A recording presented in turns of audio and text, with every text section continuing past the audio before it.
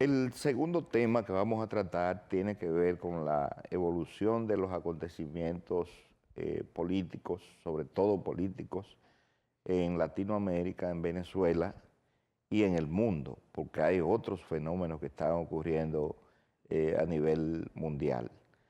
Lo de Venezuela, todos los días tenemos en los medios de comunicación una noticia nueva relacionada con disposiciones de la administración Trump o relacionada con disposiciones de la nueva presidenta o interina. Ese presidente en funciones. En funciones o encargada. Le tienen varios nombres.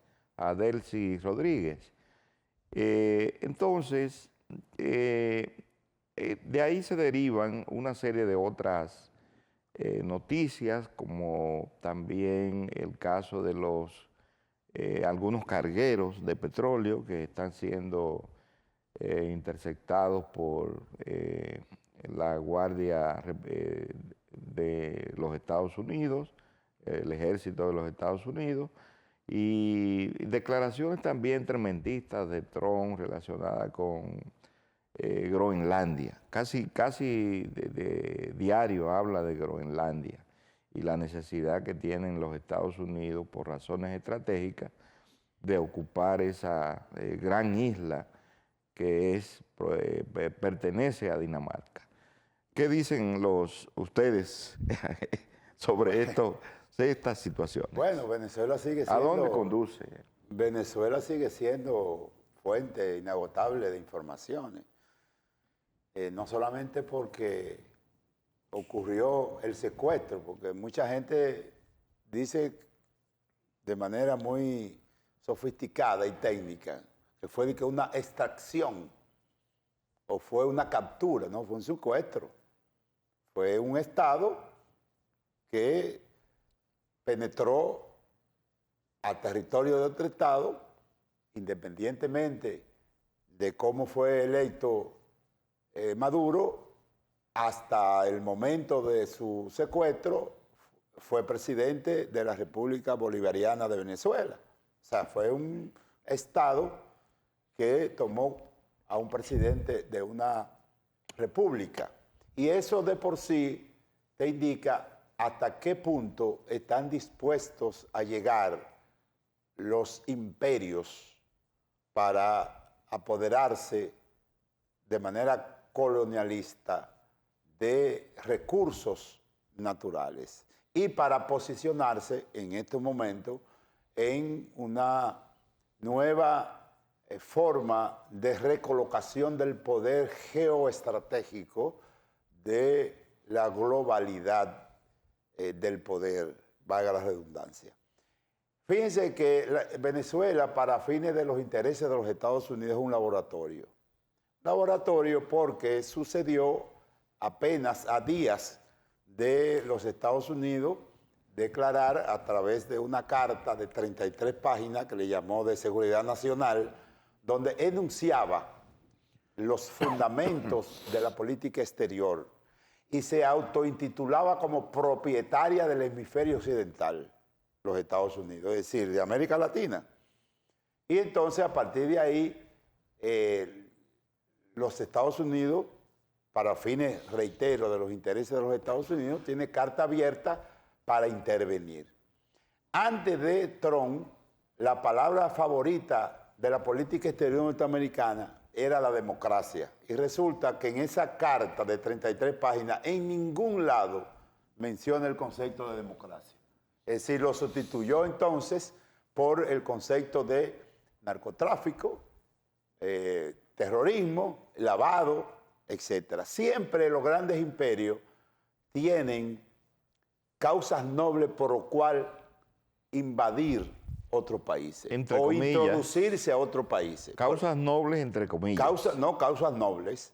Por ejemplo, los españoles cuando vinieron a América, ¿a qué fue que vinieron? A cristianizar, es una causa noble, cristianizar, pero realmente no fue a cristianizar que vinieron, fue a expoliar los recursos naturales que ya existían en América, no aquí en en Santo Domingo, no aquí en Quisqueya, no, en el mundo entero. En el caso específico de los Estados Unidos, que es un gran imperio, una gran nación imperial, tomó como referencia el caso del narcotráfico. Pero como el tema del narcotráfico era insostenible para los fines de declararle una situación enojosa frente a Venezuela por lo inconsistente del concepto, porque apenas Venezuela es un actor de tercera categoría en lo que tiene que ver con el narcotráfico en América Latina. Está primero que Venezuela, está México, está Colombia. Es decir, Venezuela es un actor de tercera categoría. Por vía de consecuencia, ese se le cayó. Y entonces ahora los propios Estados Unidos desmintieron que el argumento básico del cartel de los soles como protagonista principal para la captura... Lo sacaron del expediente. Lo sacaron del expediente. Del expediente judicial. Que no existe ya el cartel de los soles. Nunca ha existido ese cartel. Nunca ha existido, más que en la mente de algunos ideólogos de la CIA. Es una ficción. Una ficción. Sí. Entonces ahora se ha declarado de manera abierta las reales intenciones, que son dos para mí. El asunto no solamente de petróleo, sino de los recursos naturales, porque Venezuela es rica en petróleo, que tiene la mayor reserva del mundo, pero también es rica Oro. en otros... Tierra rara, oro. Tierra rara y oro, pero también es un tema de geoestratégico. ¿Por qué? Porque Geopolítica. de política geoestratégica. ¿Por qué? Porque si ustedes observan, hasta la situación que se dio con el secuestro de Maduro, Estados Unidos estaba permitiendo que en Venezuela Rusia montara tecnología de punta bajo la égida de Rusia.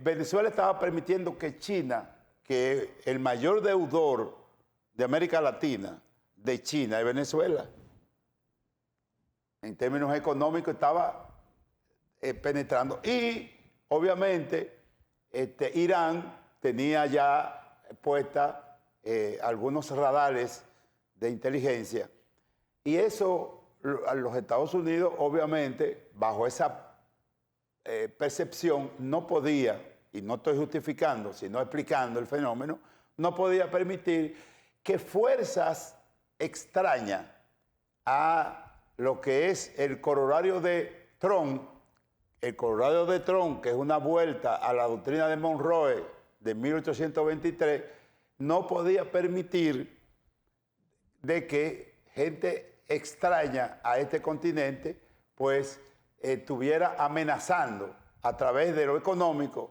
a través de la inteligencia y a través de la seguridad nacional el imperio norteamericano. Y yo creo que esa es la otra lectura, aparte del asunto del petróleo, que además, reitero, fueron las causas fundamentales por lo cual los Estados Unidos, Trump ordenó el secuestro de Maduro, y esto ha cambiado totalmente la correlación de fuerza a lo interno de Venezuela, que podríamos decir, después de otra intervención o posteriormente, ¿qué va a pasar con el chavismo ahora en Sería Venezuela? bueno que Radamés tocar esa parte de qué cree él que puede pasar con el chavismo y la legitimidad que tiene este gobierno transitorio, porque es transitorio. ¿Qué tú crees, Radamés, de esa parte? Donald Trump llegó al gobierno hablando de que iba a terminar todas las guerras. ¿Todas? Que iba a terminar todas las guerras. Las guerras, sí. Se quería presentar como un gran pacificador. Pacifista, sí. Pero estamos viendo lo contrario ya. Todo lo contrario.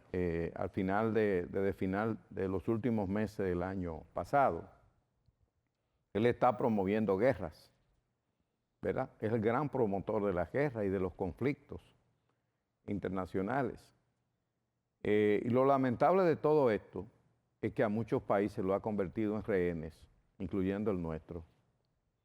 en rehenes de su política exterior. Bueno, Es decir, ahí aparece la países República. que se ven obligados a seguir la línea de Estados Unidos como una forma de no tener represalias económicas o de otra naturaleza, ¿no? Ya sean represalias arancelarias, como el caso del 10% que se le puso incluso a muchos países de América Latina, incluyendo a la República Dominicana. Entonces, este es un fenómeno también.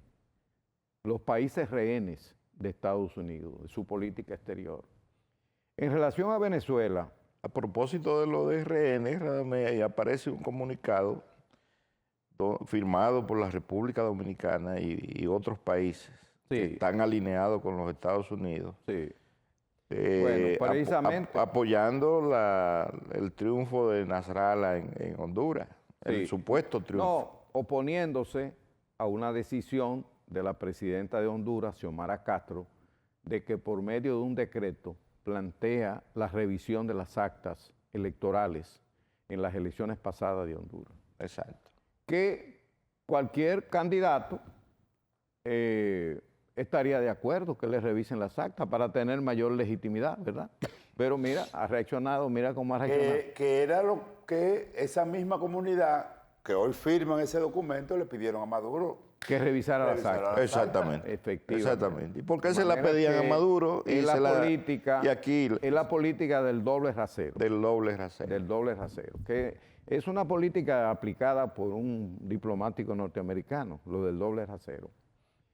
Bueno, en relación a Venezuela, ahí se está viviendo, hay un artículo de Cuchi Elías, él habla de la opereta de Venezuela. Salió ayer. Sí, salió ayer en el periódico En Areíto, ¿verdad? Muy interesante. Sí. La verdad que lo que estamos viendo en Venezuela es inaudito. Nunca lo habíamos visto, ¿verdad? Una presidenta que está tratando de buscar el equilibrio entre un Donald Trump que quiere tutelar ese gobierno a base de amenaza y un chavismo Que ¿verdad? trata de sobrevivir. Sí, no, pero un chavismo también, hay pero- sectores muy radicales dentro del sí, chavismo. Un chavismo ¿no? que tiene base No, porque social. es un chavismo que está muy organizado y tiene raíces Tiene base muy fuertes social. en ese país. Está tratando de y sobrevivir porque no ella es, está, no es o fácil. sea, sí, esos periodos de transición, recordemos aquí, pero no exactamente igual lo que pasó con Balaguer. En Balaguer, el 61, tú en el dices. 61, cuando matan a Trujillo, llega Ramfi, que estaba en Francia. No son situaciones iguales, pero sí estoy señalando que Como referente. que las transiciones son difíciles. Sí. Llega Ramfi Trujillo, es el poder real, y Balaguer tratando entre el equilibrio entre Estados Unidos, que está presionando fuera, y Ramfi, que está presionando con el trujillismo dentro. Lo que tienen en sus manos la presidenta o la encargada del Ejecutivo en Venezuela es un ajedrez difícil, muy Sí, difícil. Muy difícil. Bueno, tenemos que ir a la pausa. Ella lo que está tratando es de ver si a través de negociación con los norteamericanos por un lado y obviamente endureciendo discursivamente, porque ella tiene que garantizar la unidad interna. Claro. Y han tomado a Maduro como símbolo, el regreso de Maduro y de su esposa, como símbolo discursivo para tratar de unificar al chavismo. Y que no se Y de calmar. Claro, claro. Entonces, Vamos a la pausa.